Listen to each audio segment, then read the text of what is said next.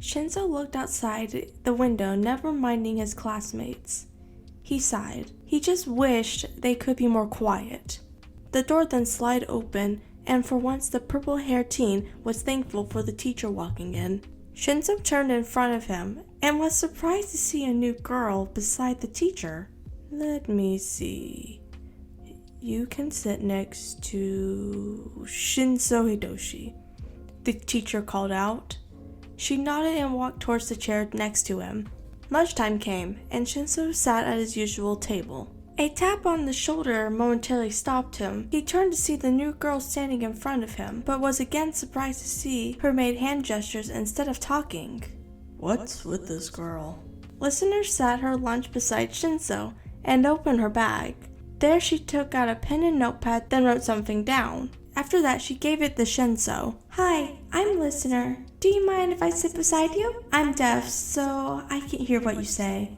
It read. Shinsou moved to make space for her. Hey Listener, come sit with us. Another girl from his class came. She took hold of Listener's hand and guided her away from him. You shouldn't be talking to him. His quirk is mind control. He might do something horrible to you, she said. Listener looked back at the purple-haired teen, then continued to walk with her.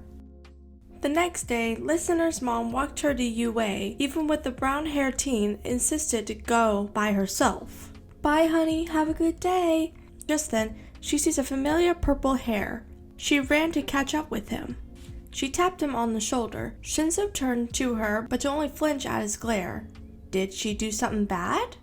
Whatever it is, she was sure she can solve it through a less violent approach. She took out her notepad and started writing on it. After that, she gave it to Shinsou and gestured for him to read it. I saw you walking by yourself and thought I could join you. Shinsou sighed and nodded his head. Listener let out a cute smile and started walking beside him. It had been 4 weeks since Shinsou and Listener got to know one another, and the two of you have gotten closer. Though that still didn't stop the students assuming Shinsou used his quirk on the poor defenseless deaf girl. But that never stopped her from hanging out with him, to which Shinsou finds very comforting. He finds her very relaxing to be with. Listener, you should stop hanging out with Shinsou. Don't you know how dangerous he is? One of her friends, ex-friends, said she understands that they're just worried about her, but bad-mouthing Shinsou and calling him evil is crossing the line. Listener took out a notepad and pen, then wrote on it. When she was done, she gave it to them to read. He isn't as bad as you say he is. If anyone is bad, it's you and your little friends, it read. But the girl got mad. She threw the notepad and pen at Listener's face, and before she could snap her, the girl had stopped. Listener looks towards her side and sees Shinsou.